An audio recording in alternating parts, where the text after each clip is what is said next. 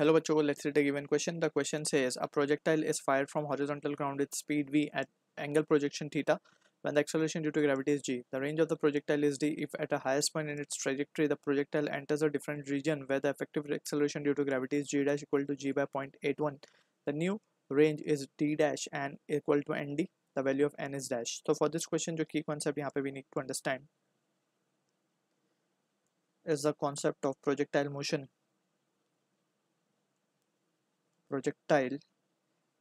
and in this projectile motion we will be dealing with the two types of projectile that we have studied, एक oblique projection और एक horizontal projection.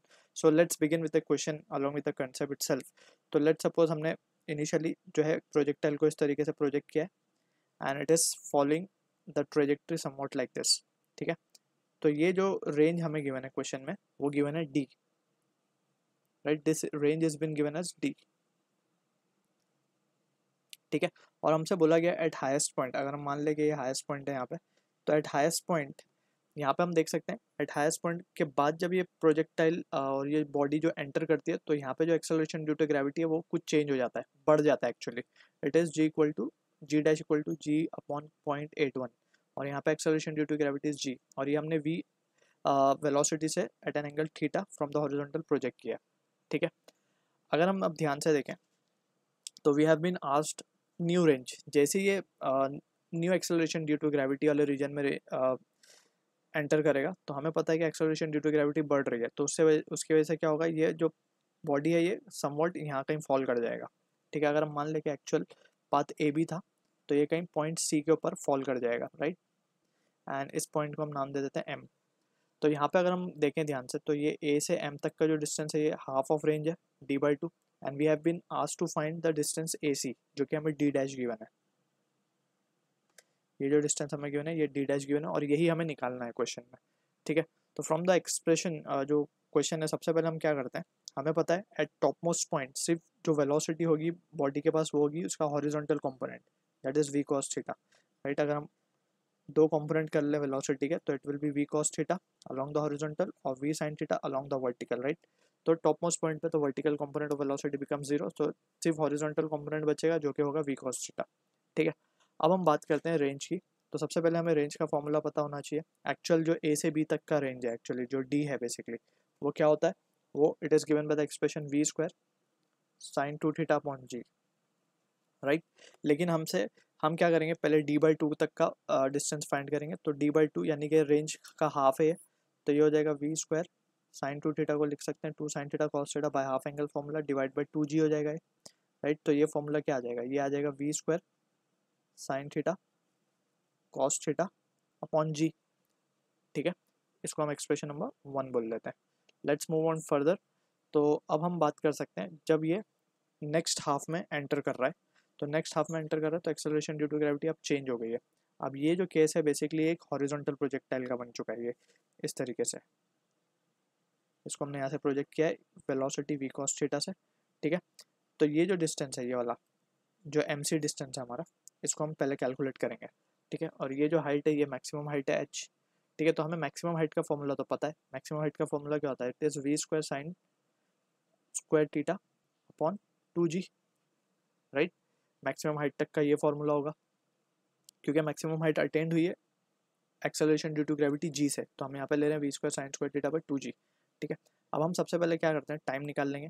तो if you apply second equation of motion that is h equal to half g dash t square लिखेंगे हम इसको.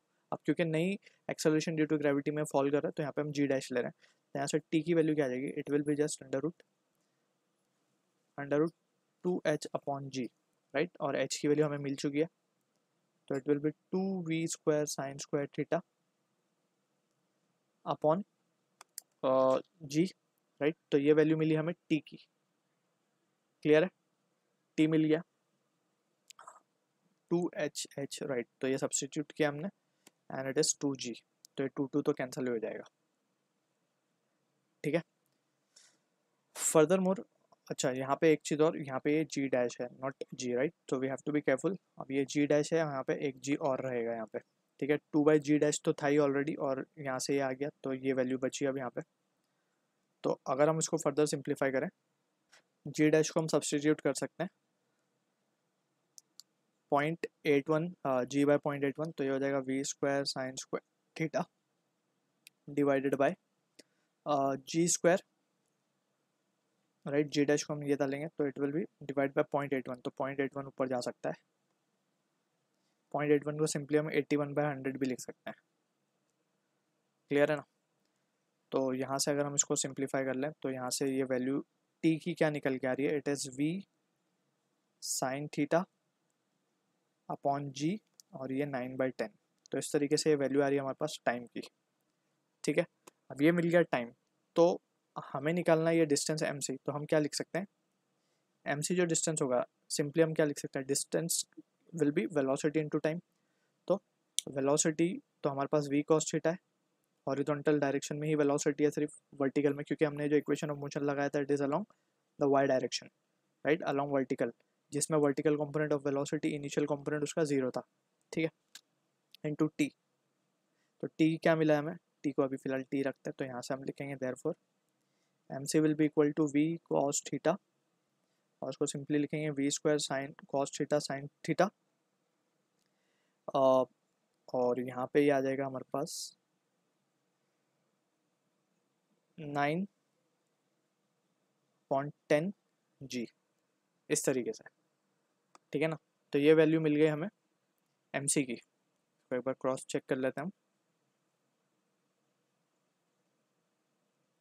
ठीक है, अब हम सिंपली वैल्यूज सब्स्टिट्यूट कर सकते हैं फ्रॉम इक्वेशन 1 एंड इक्वेशन 2, और सिंप्लीफाई कर सकते हैं इसको फर्दर। तो हम लिखेंगे फ्रॉम 1 एंड 2, इसको हम सेकेंड इक्वेशन बोल देते हैं। तो फ्रॉम 1 एंड 2 जो हमारे पास डी डैश की वैल्यू आएगी वो क्या आएगी, simply d/2 plus m c, right. तो इसको लिख सकते हैं हम therefore d dash will be equal to d/2, क्या मिला था हमें, v square sine theta cos theta by g, और यहाँ पे ये क्या मिला है हमें, एम सी मिला है 9v²/10 g, 9/10 v square sine theta cos theta, इस तरीके से लिख देते हैं इसको। ठीक है, तो यहाँ से अगर हम देखें तो v square sine theta cos theta by g को हम बाहर निकाल लेंगे, साइन थीटा, या फिर सिंपली हम देख सकते हैं कि v square sine theta cos theta को हम d/2 भी लिख सकते थे यहाँ पे। एनीवेज हम यहाँ पे इसको कॉमन निकाल लेते हैं पहले, यहाँ बचेगा 1 + 9/10।